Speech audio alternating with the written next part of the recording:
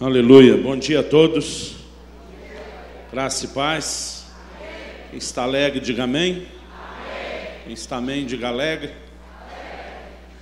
Queridos, como o pastor Marcelo disse, desde sexta a gente tem estado aqui falando a respeito, dos dons, das manifestações do Espírito Santo.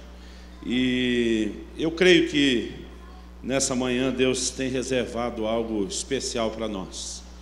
Quantos creem nisso? Pode dizer amém. Então eu queria que você virasse para o irmão ao seu lado, fizesse uma cara assim bem profética de crente e falasse para ele: papai vai te pegar de jeito.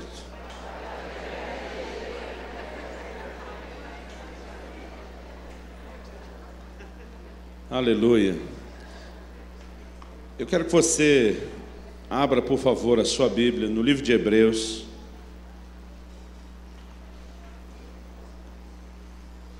No capítulo 6.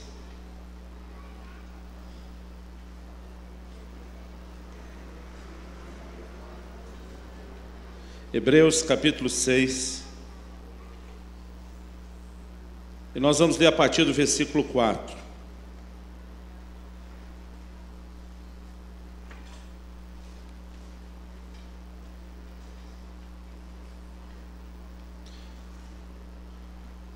Um dia desses eu estava me perguntando, se Deus me desse uma oportunidade de dizer: olha, você vai pregar para o mundo inteiro, via satélite, tradução simultânea, o mundo vai parar de te ouvir. Eu estava me perguntando o que eu escolheria pregar para aproveitar uma oportunidade dessa.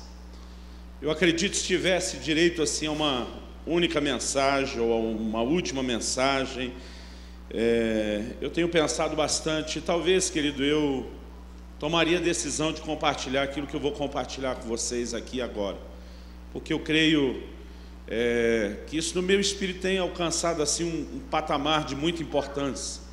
O assunto do que eu quero compartilhar está muito entrelaçado com o que nós falamos no fim de semana, e eu tentei deixar isso desprendido do seminário, para quem estivesse só aqui hoje também. Eu quero que você, de fato, possa abrir o seu coração, querido, porque eu creio que Deus quer nessa manhã que a gente não somente tenha uma exposição racional, intelectual, mas eu creio que o que Deus mais quer é pegar o meu e o seu coração lá dentro de jeito. Eu sinto algo muito especial acontecendo aqui nessa manhã, e eu tenho certeza que Deus quer talvez fazer uma obra cirúrgica no coração de muitos de nós. Amém? Nós vamos deixar para orar e ministrar os irmãos depois da palavra. Hebreus capítulo 6, a partir do versículo 4, diz assim: é impossível, pois, que aqueles que uma vez foram iluminados e provaram o dom celestial e se tornaram participantes do Espírito Santo, e provaram a boa palavra de Deus e os poderes do mundo vindouro, e caíram, sim, é impossível outra vez renová-los para arrependimento, visto que de novo estão crucificando para si mesmos o Filho de Deus e expondo a ignomínia, porque a terra que absorve a chuva que frequentemente cai sobre ela e produz erva útil para aqueles por quem é também cultivada, recebe bênção da parte de Deus, mas se produz espinhos e abrolhos é rejeitada, perto está da maldição, e o seu fim é ser queimado. Quanto a vós outros, todavia, ó amados, versículo 9, estamos persuadidos das coisas que são melhores e pertencentes à salvação, ainda que falamos dessa maneira. Querido, nesse texto o autor, ele deixa claro que Deus espera de nós coisas melhores. Esse versículo 9 diz: de vós, amados, esperamos coisas melhores, e que acompanham a salvação, e que pertencem à salvação. Eu creio que Deus tem todo o direito de esperar da minha e da sua vida coisas melhores, porque Deus tem feito, querido, um alto investimento nas nossas vidas. Eu creio que ninguém faz um investimento por hobby, ninguém aplica na bolsa só por diversão, nenhum agricultor cultiva a terra só por entretenimento. Todo investimento é feito esperando retorno, esperando resposta.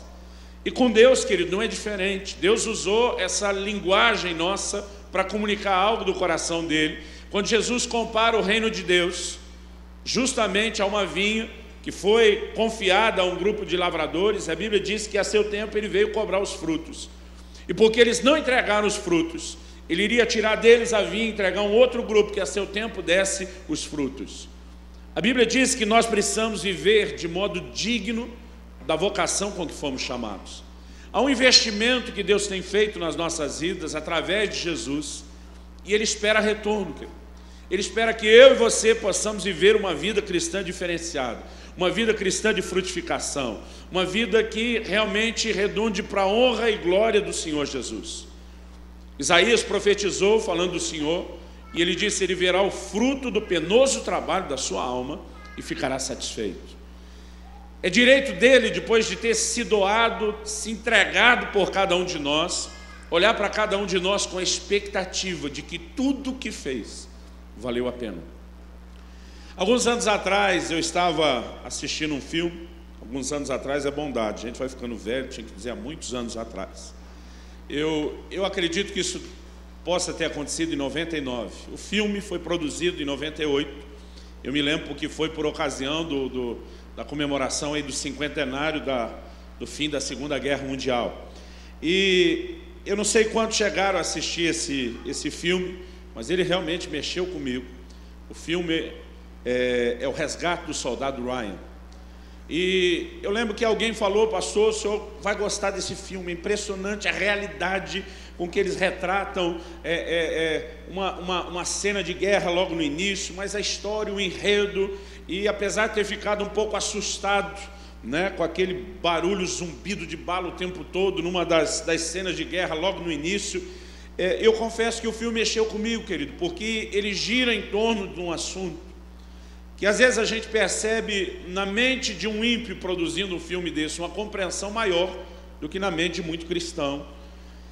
O filme começa e termina com o tal do soldado Ryan, já velho, rodeado pela esposa, os filhos, o que parece ser os netos. Ele vai até um lugar, eu nunca me lembro o nome daquilo, não é um cemitério, é um memorial aos que morreram na guerra, onde não estão necessariamente os corpos, mas tem os nomes deles mencionados. E ele está lá e chorando, esse camarada, diante dos nomes dos amigos que morreram por ele, chorando. Ele diz: eu tentei viver da melhor forma possível. Há um momento específico, logo no início do filme, que a gente entende a trama. Uma família envia 4 dos seus filhos à guerra, e 3 deles foram mortos. A família vai ser notificada da morte de 3 dos seus 4 filhos que estão na guerra, e uma questão é levantada lá entre os oficiais: se é justo comunicar à família que 3 dos seus 4 filhos que foram à guerra morreram, sem pelo menos dar o consolo de dizer se o 4º está bem. O 4º é o tal do soldado Ryan. Então eles formam um pelotão com a missão de localizar e resgatar o soldado Ryan, para que somente depois que ele tivesse em segurança, a notícia dos outros 3 irmãos, né, que morreram, pudesse ser dada à família. E esse pelotão, quando sai para realizar essa missão, eles entendem que aquilo é praticamente uma missão suicida. Alguns deles começam a se questionar se é justo que, por causa de vários deles tenham que morrer, que é o que vai acontecendo ao longo da história. E há um momento no final do filme, quando eles já localizaram o soldado Ryan, estão trazendo de volta, e que eles estão debaixo assim de fogo cerrado. E eu me lembro que especificamente esse momento no filme mexeu muito comigo. O capitão John Miller, interpretado pelo Tom Hanks, foi ferido, alvejado, parece que ele não vai sobreviver. Eles estão atrás de uma ponte de pedra, e ele chama o soldado Ryan para perto de si. E a expressão que ele usa para o soldado Ryan é earn it, né? Faça por merecer, faça valer a pena. Irmãos, naquele momento parece que eu me esqueci do filme. A sensação que eu tive é que eu fui transportado para o Monte Calvário. Eu me imaginei diante do Senhor Jesus na cruz, e Ele dizendo: um alto investimento está sendo feito em prol da sua vida, faça valer a pena, faça valer a pena. Naquele momento o apelo do capitão é: um preço altíssimo foi pago por você, então honre esse preço que foi pago por você. E Quando o filme, querido, começa e termina com a mesma cena, daquele camarada chorando, dizendo, eu tentei viver da melhor forma possível, eu confesso que eu entrei em crise. Porque eu comecei a pensar, falei, Deus, um ímpio qualquer consegue ter essa noção de gratidão, de que diante de um sacrifício tão grande, alguém reprograma completamente a sua forma de viver para fazer valer a pena o sacrifício que foi feito. E a pergunta é por que eu e você, meu irmão, muitas vezes não estamos caminhando debaixo da mesma mentalidade de gratidão, de uma dívida de gratidão, do desejo de honrar o Senhor. Eu creio que todo cristão, querido, precisava de fato entender aquilo que foi feito em seu favor e a necessidade que nós temos de corresponder para com Deus. Deus não quer perder o seu investimento. Deus quer que eu e você, querido, possamos chegar até o fim e que essa obra seja completa na nossa vida. O desejo de Deus é que Ele, de fato, começou uma boa obra, não para abortá-la, não para interrompê-la, mas para que ela seja completada até o dia de Cristo Jesus. Mas isso não depende só de Deus, depende de mim e de você. E nós precisamos, de fato, ter essa decisão de dizer, nós vamos oferecer ao Senhor coisas melhores. Você pode dizer amém? Agora, o autor está dizendo, de vós, amados, esperamos coisas melhores, porque ele está contrastando, ao falar com um grupo que está de pé, que está firme na fé, ele está contrastando a postura deles com a de um outro que já fracassou. O autor começa dizendo de pessoas que não apenas caíram, mas caíram de tal forma que a Bíblia diz é impossível que sejam renovados para arrependimento. No entanto, essas pessoas, eu tenho visto muita gente dizer que se alguém desviou é porque não teve uma experiência real com Deus. Eu não concordo com isso. Aqui a Bíblia está falando de pessoas, querido, que tiveram uma experiência real com Deus. O texto diz, é impossível que os que uma vez foram iluminados. A expressão iluminado fala não só da luz de Deus resplandecendo em meio às trevas do pecado, mas fala também de revelação, de compreensão no nível profundo do evangelho que foi pregado. A Bíblia diz que eles não somente foram iluminados, mas receberam dom celestial. Quando você entende o que Jesus diz em João 3 sobre nascer do alto, o que Romanos fala sobre receber, o dom da justiça, eu creio que não há outra forma de olharmos para a expressão dom celestial a não ser uma menção ao novo nascimento. E se houver dúvidas de que essa frase se aplica ao novo nascimento, no mínimo a próxima expressão deixa claro que eles nasceram de novo. O autor diz assim, e se tornaram participantes do Espírito Santo. Jesus, quando fala do Espírito Santo, diz, esse mundo não vê, não conhece, não pode receber. Por outro lado, a Bíblia diz, se alguém não tem o Espírito de Cristo, esse tal não é dele. Porque todo aquele que nasceu de novo, querido, ele se torna participante do Espírito Santo. O Espírito Santo vem habitar na vida dele, ele se torna templo, santuário de Deus, morada de Deus no Espírito Santo. E eles experimentaram isso, foram iluminados, receberam o dom celestial, tornaram-se participantes do Espírito Santo. O texto ainda diz, provaram a boa palavra de Deus. Esse provaram é traduzido, por exemplo, em outras versões, uma versão espanhola de Reina Valera, como degustaram, saborearam a palavra de Deus. O que me faz entender, querido, que eles não ouviram apenas uma única pregação do Evangelho. Eles foram instruídos e alimentados na palavra.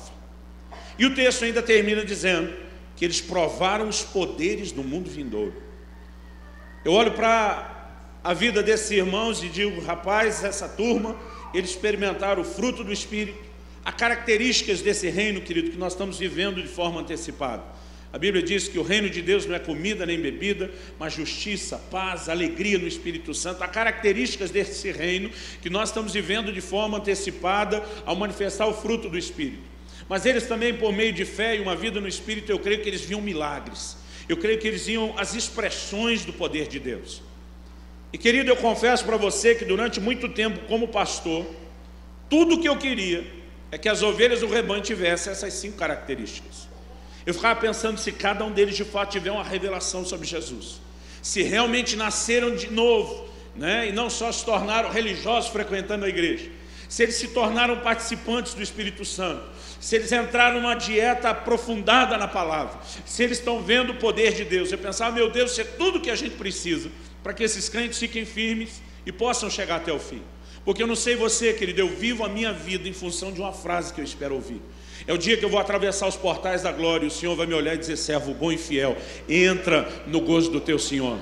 Nós não podemos, querido, de forma alguma permitir que ao longo do caminho, aquilo que está nos foi reservado, aquilo que está nos aguardando, venha a ser de alguma forma comprometido.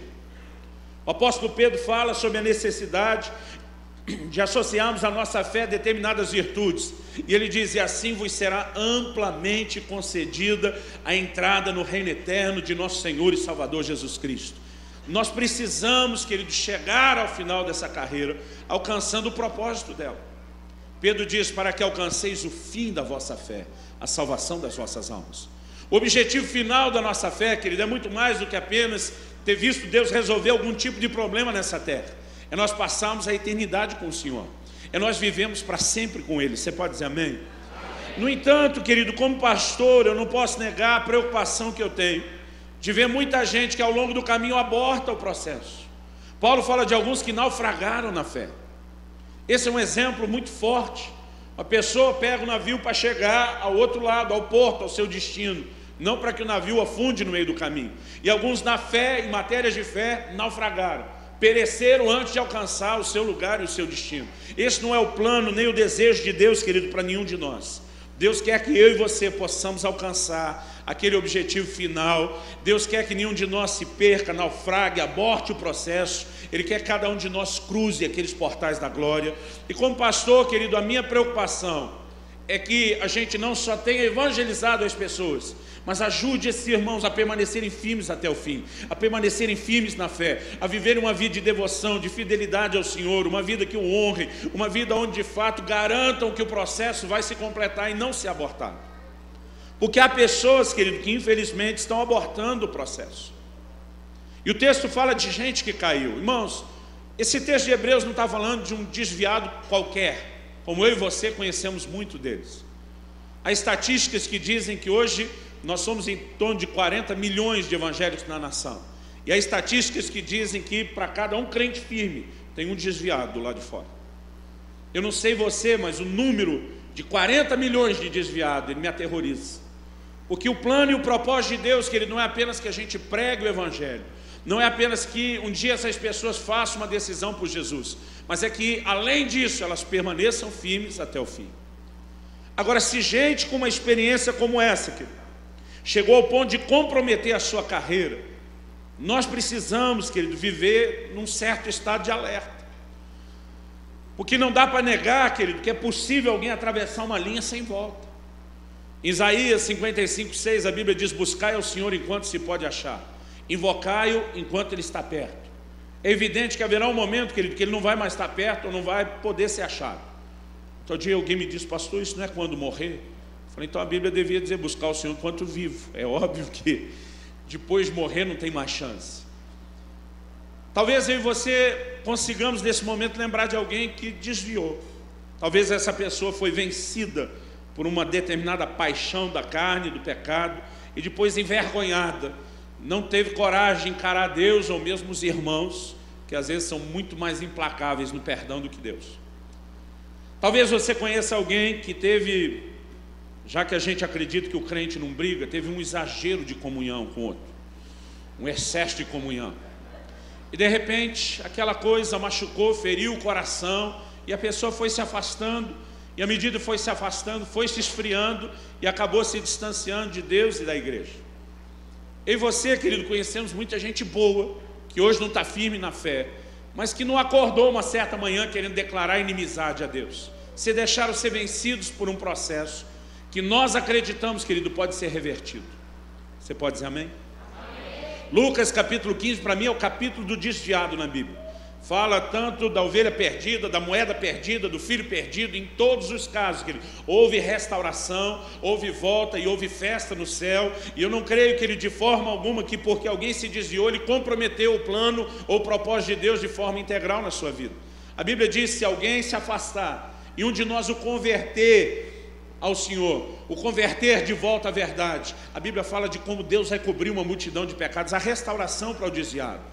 No entanto, esse grupo, querido, eles se classificam num lugar e numa condição diferenciada do que a gente poderia falar de um desviado qualquer. Se você olha a carta aos Hebreus, há um pano de fundo, e ele mexe muito forte nessa questão de que não haja desistência, de que se permaneça firme até o fim. Porque o contexto histórico, querido, mostra que muitos cristãos, num período difícil de perseguição, estavam voltando atrás na sua fé. Eles voltavam às sinagogas e eles se retratavam publicamente para serem readmitidos no judaísmo. Alguns deles se apresentavam em público dizendo: não creio que Jesus Cristo seja o Messias, o Filho de Deus. Não creio que ele tenha sido concebido pelo Espírito Santo numa virgem. Não creio que o seu sangue tenha o poder de purificar mais do que o sangue de um animal qualquer. Eram afirmações muito fortes. Eram pessoas que conscientemente, deliberadamente estavam renunciando a Jesus. E no capítulo 10 ele fala de pessoas que calcaram os pés do Filho de Deus, profanaram o sangue da aliança com o qual foram santificados, e o texto ainda diz: e ultrajaram ao Espírito da graça. A pergunta é: como alguém que conheceu Deus de verdade, que teve uma experiência genuína com o Senhor, consegue não apenas desviar, mas desviar de tal modo que seja impossível ser renovado? Isso mostra, querido, que eu e você precisamos mais do que apenas essas 5 características que eles tinham. Elas são importantíssimas, são inegociáveis, mas eu quero te dizer que elas não são suficientes para que você permaneça até o fim. Ser iluminado, nascer de novo, se tornar participante do Espírito Santo, provar a boa palavra de Deus, os poderes do mundo vindouro, é parte do processo onde nós entramos e nos aproximamos. Mas, querido, nós precisamos de algo mais. É por isso que no versículo 9 diz: de vocês esperamos coisas melhores. Em outras palavras, eles tinham essas 5 características e isso não foi suficiente para mantê-los de pé. Então nós esperamos de vocês mais do que isso. Algumas coisas, querido, na vida cristã que nós precisamos entender a importância delas, porque esse processo não deve ser abortado. E eu não creio que Deus ia dizer que Ele espera de nós coisas melhores sem revelar o que são essas coisas melhores, sem de alguma forma nos mostrar e nos dar uma pista do que é que nós precisamos manifestar. E eu creio que essa mensagem está aqui, apesar de um pouco decodificada, codificada, e a gente precisa decodificá-la. No versículo 7 e 8 nós temos uma parábola, uma alegoria. E o autor de Hebreus diz assim: porque a terra que absorve a chuva que frequentemente cai sobre ela, e produz erva útil para aqueles por quem é também cultivada, recebe bênção da parte de Deus. Mas se produz espinhos e abrolhos, é rejeitada, perto está da maldição, e o seu fim é ser queimada. O que o autor aos Hebreus está dizendo? Ele está falando de crente, podemos dizer assim, crentes bons e crentes ruins. Bons que estão frutificando, vingando para Deus, ruins, né, que se comprometeram ao longo do caminho. Então ele entra com essa ilustração, falando de terra boa e terra ruim. Ele fala de uma terra boa, que não apenas frutifica, mas por isso recebe bênção da parte de Deus. Mas ele fala de uma outra terra, que produz espinhos e abrolhos. O texto diz: é rejeitada, está perto da maldição, e diz: e o seu fim é ser queimado. Você faz ideia de onde é que vai ser queimado? Querido, quando criança eu tinha algumas inclinações piromaníacas. Eu digo que é mais bonito falar isso do que chamar de incendiário. Eu gostava muito de brincar com fogo, de testar e fazer algumas experiências. E uma coisa frustrante para mim, é que eu descobri muito cedo, é que terra não queima. Você pode até misturar com pólvora, ver a pólvora queimar e a terra em si ela não queima. Quando a Bíblia está falando de uma terra que vai ser queimada, ela não está falando da terra de forma literal, está falando de maneira figurada, né? Eu vou repetir, temos crentes bons e ruins aqui, que fala de terra boa e terra ruim. A terra boa é a que frutifica, que corresponde ao plano de Deus. A terra ruim, ela até dá um certo fruto, mas um fruto que não presta, espinhos e abrolhos, não tem proveito. Agora a chave para mim, que ele está no versículo 7. A terra que produz erva útil, a Bíblia diz que ela absorve a chuva que frequentemente cai sobre ela. Uma outra versão diz que ela embebe a chuva. Eu acredito, querido, de todo o meu coração, que a diferença entre a produção de uma terra e outra não é porque chove sobre uma e sobre outra, não. O Senhor Jesus falou algo muito interessante. Ele disse que Deus faz nascer o sol e Ele faz chover sobre justos e injustos. A chuva, querido, é um investimento de Deus para que a terra frutifique. E Deus não seleciona sobre quem Ele vai fazer chover. A chuva também é uma figura, querido, de uma ação do Espírito Santo. A Bíblia compara o derramar do Espírito Santo nos últimos dias como as chuvas. E Deus diz o seguinte: eu vou derramar do meu Espírito sobre todos os crentes bem fiéis. É isso que está lá na Bíblia? Não. Deus diz: eu vou derramar do meu Espírito sobre toda a carne. Querido, muitas vezes o nosso conceito de que o mover ou derramar do Espírito Santo, ele está preso a um culto, mas isso é errado. Há momentos onde Deus está fazendo coisas especiais num culto, mas o tempo todo, querido, há uma ação do Espírito Santo, tentando alcançar o coração das pessoas, tentando levá-las para perto de Deus. Eu creio, querido, que muitos de nós podemos testemunhar momentos da nossa vida onde estávamos em práticas pecaminosas terríveis, e ainda assim o Espírito Santo estava lutando para convencer cada um de nós, lutando para nos resgatar, lutando para nos trazer de volta para o Senhor. Eu creio, querido, que esse texto fala de algo específico na vida de toda pessoa, em especial do crente. O maior investimento de Deus na minha e na sua vida, obviamente, foi entregar Jesus. Mas Jesus, quando se ausenta, ele diz: eu não vou deixar vocês órfãos. Ele diz: convém que eu vá, mas eu vou enviar um outro Consolador. Então, na sequência, querido, nós podemos dizer que o maior investimento que Jesus fez para que eu e você não nos perdêssemos naquilo que Ele começou, foi justamente enviar a pessoa do Espírito Santo para dar continuidade ao seu trabalho. E a pessoa do Espírito Santo, querido, em nós, tem um único propósito. O texto fala que eles se tornaram participantes do Espírito Santo. Mas o propósito de Deus não é que o Espírito Santo apenas venha habitar em mim e em você. Precisa haver algo mais, querido. Eu, quando fico olhando para essa frase, a terra que absorve, que embebe a chuva, eu creio que nós precisamos aprender, querido, a reter aquilo que Deus está procurando fazer na nossa vida. Eu tenho estado em reuniões de avivamento nos últimos 25 anos. Eu tenho visto gente impactada pelo poder de Deus. De vez em quando eu voltava a uma igreja onde tínhamos feito um trabalho desse: cadê fulano? Fulano foi salvo, liberto, cheio do Espírito Santo, curado, né? Teve experiência com Deus. E de vez em quando alguém comentava: desviou. Cadê fulano? Não está mais. Ah, esse aí... E sabe, querido, ao longo dos anos, meu coração tem doído de ver que o processo muitas vezes tem se perdido. Deus não quer apenas nos levar a uma experiência inicial com o Espírito Santo, dizer: puxa, eu participei, eu fui cheio. Eu creio que absorver a água da chuva, que Ele está falando de reter e não desperdiçar o mover de Deus. A coisa que Deus está liberando sobre as nossas vidas, mas infelizmente do jeito que isso entra na nossa vida, a gente deixa sair. Eu lembro de uma casa que eu comprei quando morava em Guarapuava, no interior do Paraná, e reformei, transformei ela num sobrado. Ela era mais alta que o nível da rua, então tinha um gramado que descia e caía até próximo ao nível da rua. Eu lembro quando o construtor que nos ajudou a fazer a reforma, era um irmão da igreja, ele veio conversar comigo sobre o que a gente pensava. Eu falei: olha, a Kelly, ela quer nivelar esse terreno do lado de dentro do muro. Ela quer deixar isso mais alto que o nível da rua, no nível da casa. Sabe que a gente pode só encher esse negócio de terra e plantar a grama em cima? Ele falou: pastor, se o senhor encher esse negócio de terra, aquele muro não aguenta. Eu falei: o muro é bem reforçado. Ele falou: o senhor está pensando na terra seca. Ele diz: esse muro com certeza aguenta a gente encher isso de terra enquanto ela está seca. Eu falei: pastor, aqui na nossa cidade 10 dias sem chuva é seca. E se encharcar essa terra toda, o muro não vai suportar o peso.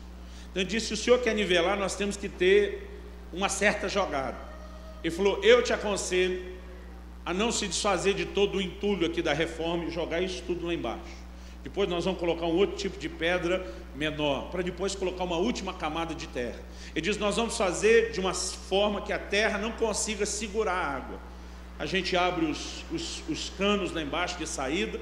Ele falou: e está preservado o seu muro. Irmãos, eu ouvi a sabedoria dele, e o muro está inteiro até hoje, na casa do novo dono, né? Eu já passei a bola faz tempo. Um outro irmão da igreja, na mesma época, fez algo parecido que eu, perto de casa, com o mesmo construtor. Mas ele bateu o pé e falou: não, eu tenho certeza que aguenta. Ele perdeu o muro todo. Aquilo me fez pensar, querido, em determinados tipos de solo. Alguns têm a facilidade de reter a água da chuva. Isso facilita a produtividade. Outros tipos de solo, querido, pode chover à vontade. Às vezes são arenosos, pedregosos, eles não conseguem segurar a água e eles desperdiçam. E toda a capacidade de frutificar que aquela água da chuva lhes daria é comprometida, porque não conseguem reter. E Deus começou a me fazer compreender, querido, que nós precisamos desenvolver algo na vida cristã, que é a capacidade de corresponder com essa ação do Espírito Santo na nossa vida. A Bíblia não fala apenas sobre você recebê-lo, sobre se tornar participante do Espírito Santo. A Bíblia fala de toda uma interação de relacionamento com Ele. Na verdade, a Bíblia diz que você não pode entristecer o Espírito. Pior do que isso, Paulo escreve aos Tessalonicenses, ele diz em 1 Tessalonicenses 5,19, não apagueis o Espírito, porque a ação, a presença, a obra dele pode ser comprometida na nossa vida por uma atitude errada da nossa parte. Eu descobri, querido, que se nós queremos estar debaixo da bênção, produzindo de fato o fruto que Deus espera de cada um de nós, nós vamos precisar aprender a reter essa água. Nós vamos precisar aprender a desenvolver o que eu chamo, querido, do relacionamento ou da comunhão com a pessoa do Espírito Santo. Abra sua Bíblia comigo em 2 Coríntios 13. Em algumas versões esse versículo vai estar no 14, que só existe nessas versões, a maioria das nossas termina no 13. É chamada a bênção apostólica. O apóstolo Paulo diz assim: a graça do Senhor Jesus Cristo, o amor de Deus, e diz, e a comunhão do Espírito Santo sejam com todos vós. Esse texto não apenas revela aqui um trabalho da Trindade, uma interação da Trindade, mas fala de coisas essenciais de cada um. Irmão, se não fosse a graça do Senhor Jesus, nenhum de nós estaria salvo. Nós somos salvos pela graça de Deus. Você crê que a graça do Senhor Jesus é essencial, é vital? Sem ela a gente está tudo lascado? Quantos creem nisso? A Bíblia fala, o amor de Deus o Pai. Você crê como eu que sem o amor de Deus o Pai, nós também estávamos tudo lascado, não existia vida cristã, nada disso. E aí ele fala de uma terceira coisa, que é o meu entender, querido. É tão essencial quanto a graça de Jesus, quanto o amor do Pai. No entanto, a maioria de nós parece não perceber isso. E diz, e a comunhão do Espírito Santo seja com cada um de vós. Querido, ter comunhão com o Espírito Santo é tão essencial à sua vida cristã, como a graça de Jesus e como o amor do Pai. A única coisa que vai impedir você, querido, de sair dessa rota, desse plano de salvação que Deus tem para cada um de nós, é manter e desenvolver esse relacionamento com a pessoa do Espírito Santo. Eu fico olhando para a igreja do Novo Testamento, querido, eles eram muito diferentes da gente. Quando o Evangelho começa a chegar aos gentios, a maioria deles, querido, não tinha Bíblia. Nem o Velho Testamento, que os judeus tinham acesso à sinagoga, e nem o Novo, que não estava composto ainda. A maioria deles não tinha locais de culto pré-estabelecido. Algumas igrejas eram plantadas, os irmãos eram edificados, às vezes os apóstolos iam plantar outras igrejas para depois de um tempo voltar e dizer, agora nós vamos levantar a liderança e os pastores. Muitas igrejas começavam, queridos, sem Bíblia, sem lugar de culto, sem pastor. Eu fico pensando, tinha tudo para dar errado. Hoje a gente se cerca de tanto cuidado e parece que às vezes é difícil ainda com alguns. Eu fico pensando naquela época, meu Deus, esses apóstolos saíam numa atitude assim, doida de acreditar que esses trabalhos iam mesmo sobreviver. Mas na verdade, querido, eles levavam esses novos convertidos a um lugar de experiência e de entendimento em Deus, que hoje, às vezes a gente depois de anos de vida cristã ainda não desenvolveu. Uma das primeiras preocupações dos apóstolos com os novos convertidos é que eles fossem cheios do Espírito Santo. E não apenas fossem cheios do Espírito Santo, mas essas pessoas eram ensinadas a interagir com a pessoa do Espírito Santo. João escreve, ele diz em 1 de João 2,27, ele diz, vós tendes a unção do Santo, e a unção do Santo que permanece em vós, e é verdadeira, ela vos ensina todas as coisas. Essas pessoas, queridos, novos convertidos, muitas vezes sem Bíblia, sem pastor, sem líder, eles eram ensinados bem cedo a serem orientados pelo Espírito Santo, a serem guiados pelo Espírito Santo. É por isso que Paulo diz que os que são guiados pelo Espírito de Deus são filhos de Deus. Quando ele está falando de ser guiado, que ele não é apenas de ter direção para que fazer, mas é se deixar ser conduzido na vida cristã pelo Espírito Santo. É o que vai te fazer andar em vitória sobre a carne. Querido, o relacionamento com a pessoa do Espírito Santo talvez seja uma das coisas mais importantes, mais essenciais à sua sobrevivência na fé. Essas pessoas tinham várias características de uma experiência com Deus. Foram iluminados, nasceram de novo, se tornaram participantes do Espírito, provaram a boa palavra de Deus, os poderes do mundo vindouro, mas eu creio, querido, que em algum momento eles perderam a capacidade de reter a água da chuva. E porque não desenvolveram esse relacionamento com a pessoa do Espírito Santo, ou porque o interromperam, eles vieram a comprometer isso. Então o autor aos Hebreus diz: de vocês, amados, esperamos coisas melhores, vocês têm que ir além deles, vocês têm que reter essa água da chuva. Alguns anos atrás, eu tive uma experiência que mexeu muito comigo. Eu morava ainda em Guarapuava, no interior do Paraná, nessa mesma casa que eu mencionei aí da Reforma, e a gente recebeu um pastor de fora, um amigo do pastor Harold, que até hoje é o líder da igreja em Guarapuava, que veio de Gana, esteve ministrando, foi assim muito usado por Deus naqueles dias.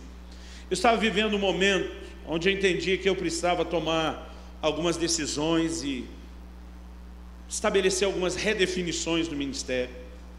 E durante aqueles dias eu comecei a ter uma suspeita de que aquele irmão tinha uma palavra profética para me entregar, que seria decisiva. Mas o tempo foi passando e nada aconteceu. Não houve nenhuma oportunidade de a gente ter algum tipo de conversa diferenciada, e mesmo em um culto ou outro que a gente pôde estar junto, aquilo não aconteceu. Mas no domingo, que era o dia antes de viajar, ele ministrou na nossa igreja, então pensei, é hoje.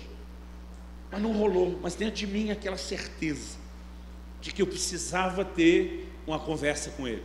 Então procurei o pastor Harold e falei para ele: eu posso ir com vocês amanhã para Curitiba? São quase 3 horas de viagem de carro, que é onde ele ia pegar o avião.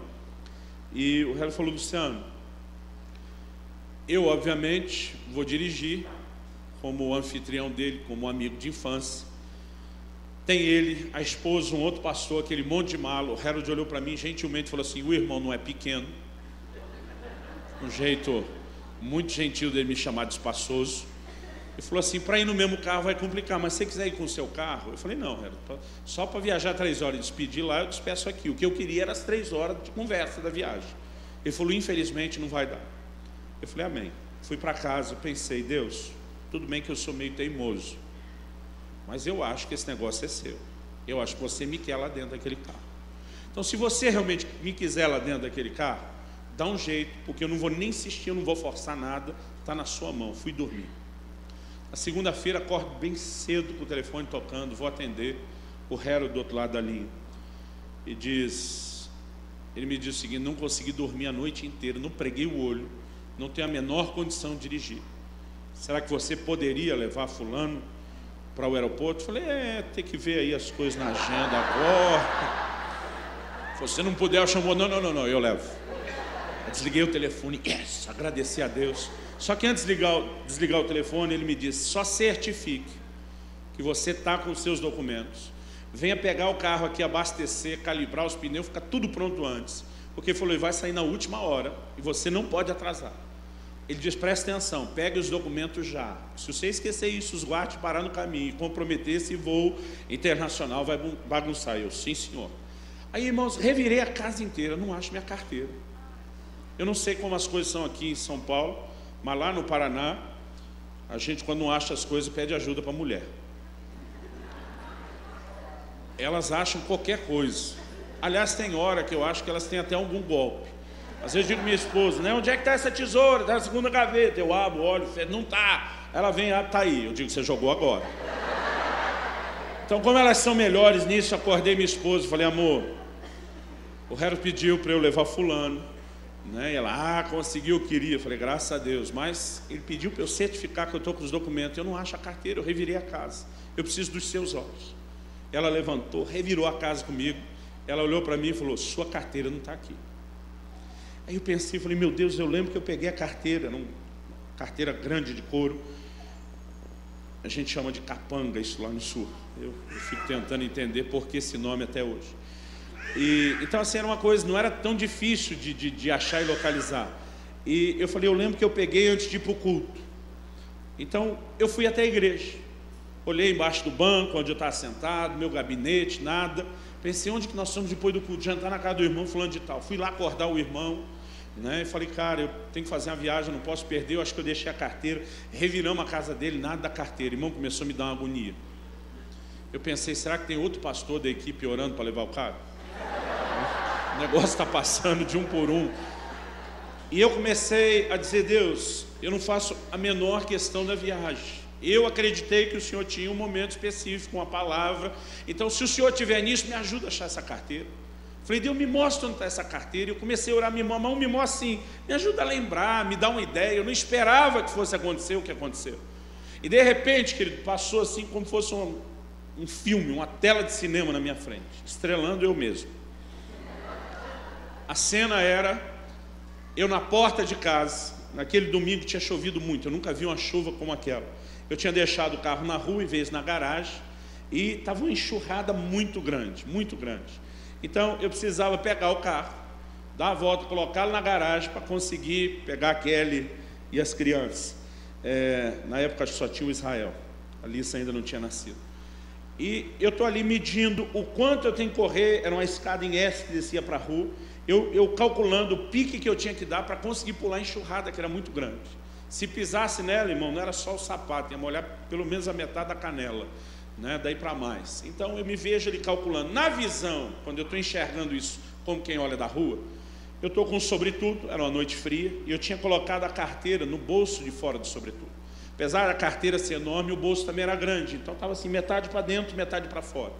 E eu vejo na visão, irmão, com clareza a cena. Quando eu desço correndo e faço o movimento de pular a enxurrada, eu vi que quando eu bati com a perna do lado de dentro, sobretudo, foi como se desse um zoom na carteira, com aquele carteirão, slow munch, câmera lenta. Eu vi aquele carteirão saindo do bolso, sendo jogado para fora e virando. A hora que a carteira saiu e rodou, a cena sumiu. E na hora eu falei, puxa, está caído lá em frente de casa. Eu saí de manhã pela garagem, não vi. Então corri para lá, começo a procurar nada da carteira. Olhei caixa de correio, olhei dentro do quintal para ver se algum vizinho jogou nada da carteira. Eu falei, Deus, não é possível. Agora minha frustração não é nem perder a viagem, eu quase nunca tenho uma visão. Eu achei o máximo essa visão, e agora chego aqui e não dá certo. E eu comecei a orar, falei, a visão parou na metade, eu não vi o que aconteceu. E eu comecei a orar e dizer, me mostra a continuação da visão. Me mostra, de repente a visão voltou, irmão. No ponto em que parou, aquele carteirão saindo com zoom, e eu vejo aonde aquilo caiu, na enxurrada. A hora que a carteira entra na água, querida, é como se parasse a câmera lenta e ela corre na velocidade normal. Eu vi ela embora com a enxurrada. O Espírito Santo falou para mim, acha o próximo bueiro, que a sua carteira está lá. Eu achei o próximo bueiro, comecei a arrancar galho, folha de árvore, tinha sido muito forte a chuva, e a carteira ela não tinha passado, ela estava na grade do bueiro presa. Eu tirei só os documentos que precisava, deixei para o Paquele botar o resto para secar, peguei o carro todo feliz, e de fato, aquele irmão falou, Luciano, algumas coisas acontecendo. Ele falou, quando você voltar dessa viagem, pode fazer o exame que sua esposa está grávida. Ele diz, daqui 4 meses, quando você fizer o ultrassom, você vai descobrir que ela está grávida de uma menina. Ele falou, estou te falando todas essas coisas para você acreditar na palavra que eu tenho para te dar. Quando nós voltamos, ela de fato, né, fizemos o exame, estava grávida, depois dos 4 meses, era uma menina, tudo aquilo desdobrou. Mas eu fiquei impactado com a tal da visão. Isso foi em setembro de 2000, me lembro bem. Em janeiro de 2001, eu estava no Canadá pregando, na igreja de um pastor amigo nosso, ali na região dos Lagos, perto de Toronto. E entramos na mesa, numa conversa, nesse assunto de ser guiado pelo Espírito Santo.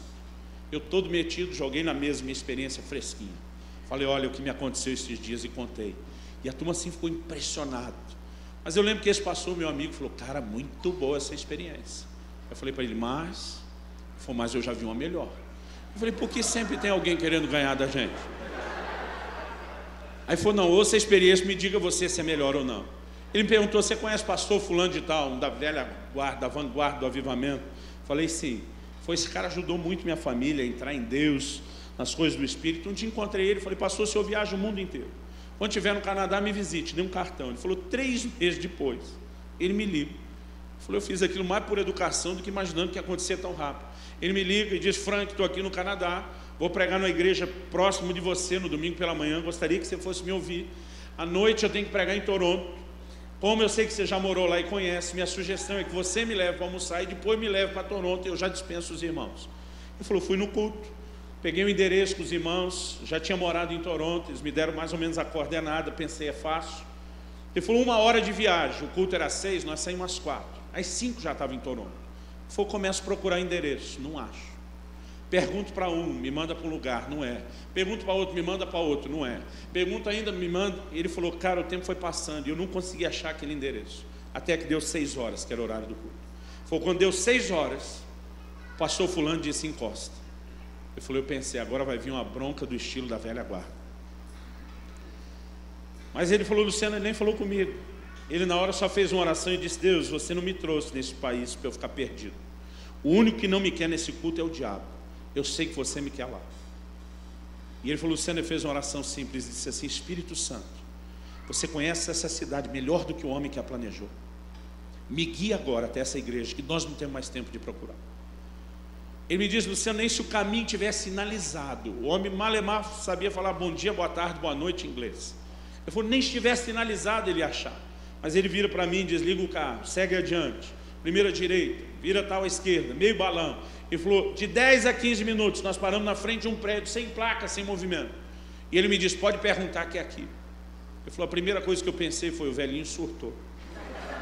Está tão desesperado, não perdeu o culto. Mas ele insistia, desce, pergunta. E eu, sem graça, desci, bati, alguém atendeu. Ele falou, Luciano, nós estávamos na frente da igreja que ele ia pregar. Ele diz, todo o movimento de entrada e saída era pelo fundo, por isso que a gente não tinha percebido, mas realmente não tinha placa, não tinha nada que a gente pudesse. Ele falou, eu creio que talvez eu não teria mesmo conseguido achar. Mas aquele camarada, guiado pelo Espírito Santo, foi direto, pensa no GPS, guiado pelo Espírito, né? Talvez dê certo a sigla do GPS. Ele falou, pensa no GPS. E a hora que ele falou aquilo, querido, eu não sei explicar o que aconteceu, mas Deus me pegou por dentro de um jeito. Me deu um desespero, querido, de conhecer o Espírito Santo melhor. Eu falei, cara, a minha experiência da carteira foi boa, mas essa foi melhor mesmo. Eu saí daquela conversa o mais rápido que eu pude. Eu corri para o quarto da casa onde eu estava hospedado. Eu caí de joelho chorando, irmão, era um desespero, não sei te explicar. Eu, assim, por pouco não ranquei os cabelos. Eu lembrei que o tempo faria isso. Eu comecei a chorar e dizer, Deus, eu quero conhecer o Espírito Santo dessa forma. Eu falei, a visão da carteira foi boa, mas andar nesse nível de sintonia é algo que eu ainda não tenho. Eu quero romper, eu quero ir além, eu quero crescer nas experiências com o Espírito Santo. E eu estou ali chorando, clamando, querido, desesperado, e de repente Deus falou comigo. Eu ouvi uma voz dizendo, aquele que é fiel no pouco será fiel sobre o muito, mas o que é infiel no pouco será infiel no muito. E de repente eu parei. Falei, Deus, não estou entendendo. O Senhor me disse, eu quero falar algo não só para o seu coração. Ele falou, eu te comissiono a proclamar isso à minha igreja. Ele diz, enquanto vocês não aprenderem a se relacionar com a forma simples da direção do Espírito Santo no íntimo de vocês, vocês não têm direito de clamar por experiências maiores. O Senhor me diz, o que está detendo o grande mover do meu espírito, o grande avivamento que vocês esperam, não é o diabo, são vocês, é a negligência de vocês de relacionar com o Espírito Santo.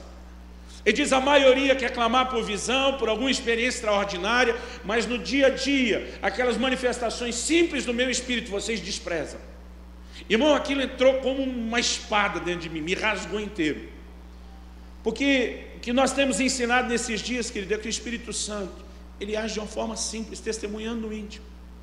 Como que você tem certeza da salvação? A Bíblia diz, o Espírito testifica com o nosso Espírito que nós somos filhos de Deus. A gente não precisa de uma visão, não precisa ouvir uma voz, não precisa de algo extraordinário. Há uma segurança que vem de uma forma simples. Essa é a maneira, querido, como o Espírito Santo vai falar comigo e com você. Essa é a maneira como ele vai nos dirigir. Há momentos, querido, em que você saiu de uma roda de conversa lá no trabalho, onde todo mundo estava contando piada suja, e você rindo junto, esquecendo de fazer a diferença. De repente você sai e você sente que seu coração está um pouco pesado. É como se algo dentro de você dissesse, você não tinha que ter rido daquelas coisas, talvez nem ouvido, você tinha que ter tomado uma postura. Você não está ouvindo vozes, você não teve uma visão, mas tem algo te incomodando e você sabe que errou. Isso não é só a sua consciência, querido, é o Espírito Santo dentro de você, tentando te levar para o caminho certo. A Bíblia diz que o Evangelho seria chamado de o caminho. E Deus diz, quando vocês andarem pelo caminho, haverá uma voz atrás de você dizendo: esse é o caminho, ande nele, não desvie para a direita, não desvie para a esquerda. Querido, o Espírito Santo é responsável por nos conduzir nesse caminho. Ele quer guiar a minha e a sua vida. Às vezes você está lá numa conversa com um grupo de irmãos, daqueles que a linguinha é bifurcada, bipartida, escorre o veneno no canto da boca, e usaram a língua feito chicote, açoitaram um crente para valer, e daqui a pouco você sai, tem um desconforto dentro de você. Você não devia ter falado dessa forma, você não devia ter julgado a pessoa dessa maneira. Querido, isso não é só uma crise de consciência, é o Espírito Santo dentro de você. Algumas pessoas, querido, que se recusam a corresponder com essa forma simples do Espírito Santo agir. Um irmão, outro dia, eu estava ensinando sobre os dons do Espírito, e ele falou: pastor, no reino natural não tem gente surda que não ouve? Eu falei: tem. Ele falou: no reino espiritual deve ter gente surda também. Eu falei: eu acho que eu sou espiritualmente surdo, eu não ouço Deus, Deus nunca fala comigo, todos vocês ficam falando que Deus falou, comigo Deus não fala. A hora que ele me falou isso, me veio uma palavra de conhecimento, mas aquilo veio no meu espírito muito claro. Pergunte para ele, quantas noites já faz que ele vem acordando às 3 da manhã em ponto? Eu falei: irmão, me responde uma coisa, quantas noites você já vem acordando às 3 da manhã em ponto? Ele me olhou espantado: como é que você sabe disso? Eu falei: quantas noites? Ele falou: várias. Eu falei: o que você sente a hora que você acorda? Ele falou: uma vontade de orar. Eu falei: o que você faz? Ele falou: pastor, isso não é hora de orar, eu viro para o lado e durmo. Eu falei: o seu problema não é surdez espiritual. Eu falei: é estupidez. Sabe, querido, Deus de forma simples está tentando mexer na minha e na sua vida, e a gente não corresponde. Outro dia um irmão falou para mim: cara, eu estava andando na rua, vi um cara, me deu uma vontade de falar de Jesus. Eu falei: e aí? Eu falei: pastor, não ia pagar esse mico, nem conheço o cara. O tempo todo, querido, o Espírito Santo vai tentar provocar a mim e a você, para que a gente busque a Deus, para que se enche da palavra, para que ande em integridade, nas coisas mínimas. Querido, não estou dizendo que cada vez que você vai atravessar a rua, você tem que dobrar o joelho e consultar os oráculos divinos para saber se atravessa ali ou do lado de lá. Não estou dizendo que todo dia você chega diante do guarda-roupa e precisa de uma revelação de Deus da roupa que vai usar, embora eu creia que algumas irmãs talvez precisassem disso, para cobrir um pouquinho melhor o santuário de Deus, por amor a elas e aos outros. Mas sabe, querido, eu não estou tentando espiritualizar ou mistificar demais. Que teve momentos que eu já entrei na locadora pegar um filme, que os crentes me indicaram, dizendo que era coisa boa. E a hora que eu pego aquele filme na mão, parece uma luz vermelha acende dentro de mim, usando a alusão do semáforo, tipo: não avance, não vá por aí. E muitas vezes a gente fica racionalizando: imagina, os irmãos já viram, disseram que é bom, aquele lá deve ter um pouco de discernimento, e você fica racionalizando. Todas as vezes, querido, que eu desobedeço a orientação interior, eu me lasco, eu me dou mal. E todas as vezes que eu obedeço isso mesmo sem entender, eu tenho uma paz interior que vale a pena ser seguida. Eu creio que parte da aplicação do texto de seja a paz o árbitro nos vossos corações é isso.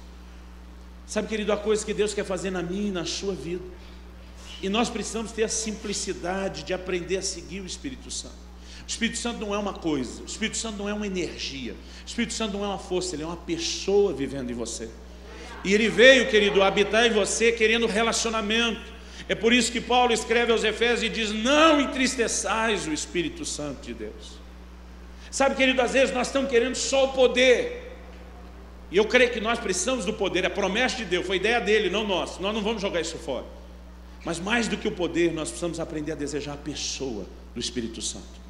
Quando nós aprendemos, querido, a relacionar com ele, a respeitá-lo, isso vai fazer toda a diferença. Tiago escreve e diz: vocês não sabem que o Espírito Santo anseia por vocês até o ciúme. Ele está falando: quem se constitui amigo do mundo vira inimigo de Deus. Quando o Espírito Santo começa a perder, querido, a gente, que nós estamos mais amigos do mundo que de Deus, ele está enciumado, ele não aceita isso. Ele vai lutar por mim e por você. Mas há algo a respeito dessa comunhão, querido, que nós precisamos zelar. Não podemos entristecê-lo, não podemos apagá-lo. Esses dias, querido, enquanto eu falava aqui na sexta-noite, a respeito dessa direção que a gente precisa ter do testemunho interior, a gente estava num ambiente tão tremendo.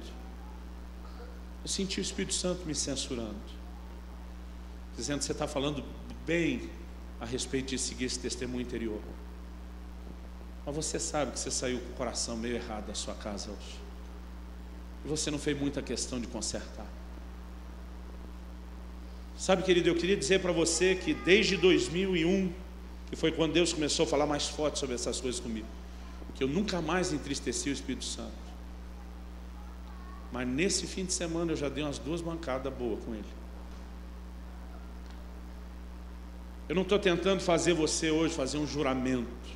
Espírito Santo, eu nunca mais vou te ignorar ou te entristecer. Porque eu não acredito que ainda a gente está com a capacidade de sustentar isso dessa forma. Mas pelo menos, querido, eu tenho um consolo olhando para trás. É que eu tenho entristecido ele cada vez menos.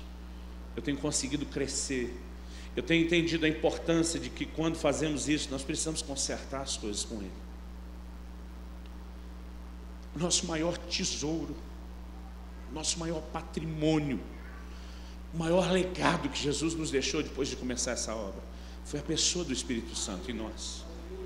E se nós queremos um dia, querido, atravessar os portais da glória, não interessa o nível de experiência que você já teve, ou você aprende a caminhar absorvendo a água da chuva, segurando, retendo aquilo que Deus faz, ou infelizmente você pode abortar esse processo. Há um lugar, querido, onde Deus quer nos levar. Eu sinto muito forte no meu espírito que nós precisamos nos arrepender diante de Deus nessa manhã. Nós queremos o poder, nós queremos os dons, nós queremos as experiências, mas muitas vezes nós estamos ignorando, querido, a forma de relacionar. A Bíblia fala sobre andar em amor e perdão. Sabe, querido, muitas vezes acontece, alguém feriu o seu coração e você está lá relutando com aquilo. Irmão, às vezes a gente endurece demais o jogo. Tem gente que machucou o outro, vem pedir perdão e o cara do lado de cá ainda dificulta. Vai ter que mendigar o perdão, tem que se humilhar agora. Sabe, querido, se você começar a prestar atenção, o Espírito Santo o tempo todo vai tentar trabalhar dentro de você. Às vezes seu coração está ferido, alguém errou, mas é como se algo dentro de você estivesse dizendo: passe por cima, deixa para lá, perdoa, esquece isso, pensa em todos os outros bons momentos que você teve. Querido, o que está acontecendo dentro de você? O Espírito Santo tentando ganhar o seu coração. Outro dia alguém me disse: não, pastor, isso é muito difícil. Falei: não é não, vou te dar um exercício para todo culto. Falei: quando chegar a hora da oferta, 2 vozes vão falar dentro de você. Uma vai dizer assim: dá nada não, ou dessa menorzinha aí.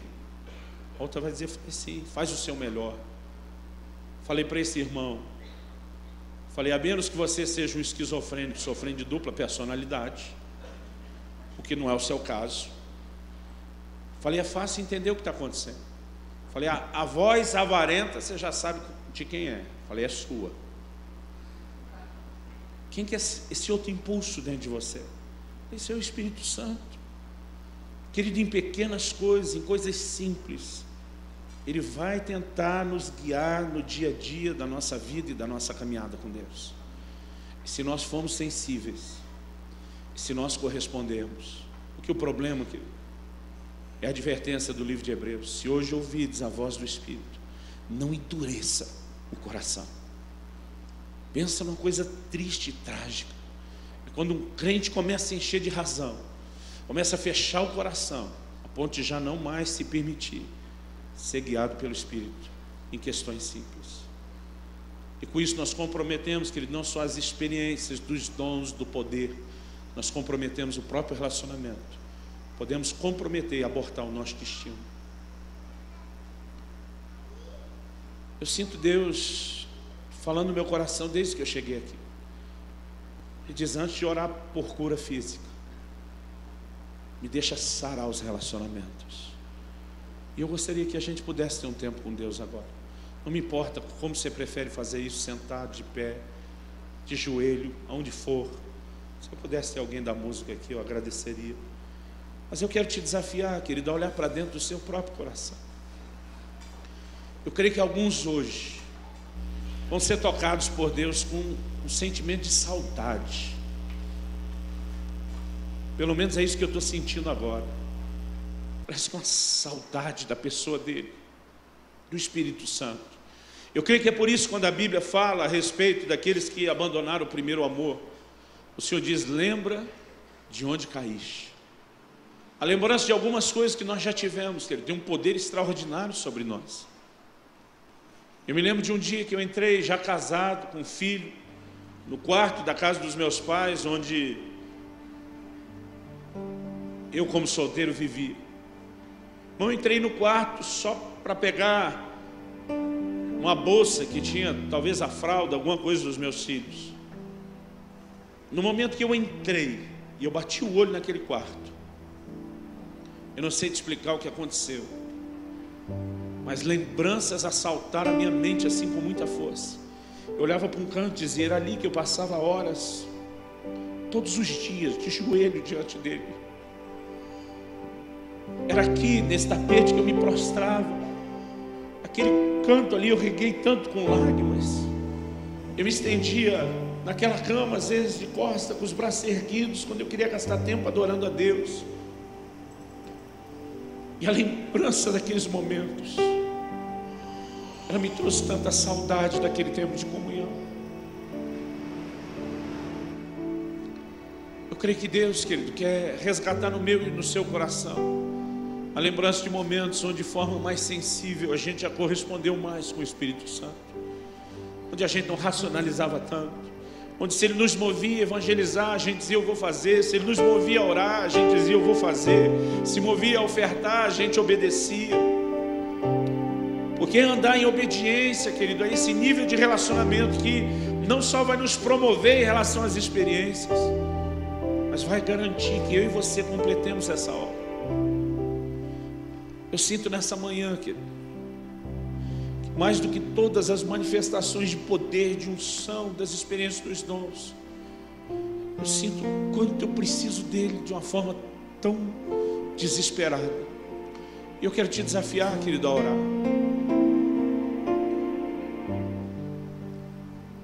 Porque muitas vezes, querido, nós não estamos percebendo. Nós estamos percebendo quanto nós o ignoramos, quanto nós o entristecemos. O que me assusta não é só entristecê-lo, porque quando a gente reconhece isso e se arrepende, a gente consegue atraí-lo de volta. O que me assusta é a ideia bíblica de apagá-lo. Eu não quero extinguir o mover de Deus na minha vida. Espírito Santo, vem sobre nós nesta manhã. Nós não estamos clamando o seu poder, a sua unção, nem as suas manifestações nessa hora. Nós estamos invocando a sua pessoa. Nós queremos nos arrepender, Senhor, por te entristecer tantas vezes, por te ignorar, por muitas vezes estar abafando e apagando o seu agir e o seu mover na nossa vida. Senhor, nós não queremos apenas os dons e as experiências. Nós queremos muito elas, mas nós não queremos só isso. Nós queremos a sua pessoa. Nós queremos aprender a relacionar contigo, a seguir o teu impulso, a tua direção, no dia a dia, Senhor, da caminhada. E nós suplicamos nessa manhã não só o seu perdão, nos arrependemos, em fé clamamos o teu perdão, e pela fé nós recebemos. Mas nós oramos, Senhor, por restauração. Perdoe-nos, Senhor, pela dureza de coração. Quantas vezes, Senhor, resistimos o impulso do Espírito, o Senhor querendo nos levar e nos humilhar e nos arrepender e consertar algo com alguém.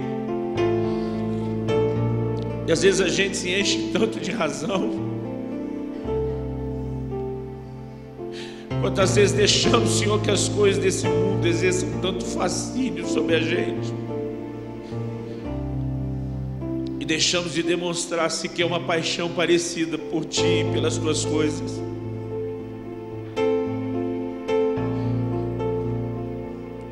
Gostaríamos de poder dizer que erramos, Senhor, só por ignorância ou falta de advertência, mas nem isso é verdade. É porque muitas vezes te impedimos de trazer direção e orientação. E mesmo sabendo, Senhor, que podemos errar outras vezes, nós suplicamos graça e misericórdia, nós suplicamos, Senhor, restauração do nosso relacionamento. Espírito Santo, nós queremos Teu fogo, Teu poder, Tua unção, mas mais do que tudo, nós queremos Você. Restaura, Senhor, a sensibilidade do coração de cada um de nós. O Senhor prometeu que tiraria o coração de pedra e colocaria um coração de carne. Essa é uma das marcas da nova aliança. O Senhor diz: e farei habitar em vós o meu espírito. Mas muitas vezes, Senhor, nós estamos permitindo que o processo agora retroceda. Alguns de nós estamos voltando ao coração de pedra. Nós não queremos isso. Fala com Deus, querido. Esquece quem está perto de você hoje. Deixa o Senhor falar e ministrar o seu coração. Talvez haja coisas das quais você ainda não se arrependeu e que você precisa fazer isso.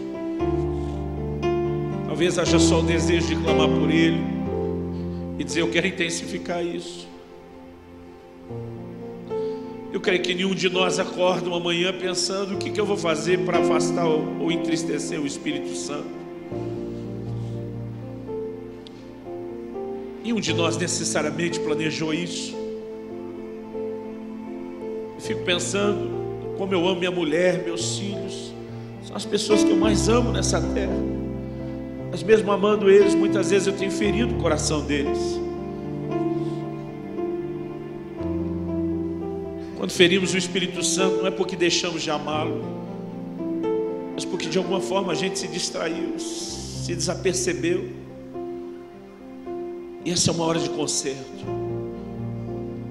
Eu creio que é uma transição profética acontecendo na vida dessa igreja. Eu creio que é uma hora de multiplicar e crescer, não só numericamente. Eu creio que é um momento se aproximando, e o que o Senhor quer, querido, é que você viva intensamente esse relacionamento com o Espírito Santo e ajude outros a viver. Porque se nós perdemos isso, nós estamos comprometendo tudo.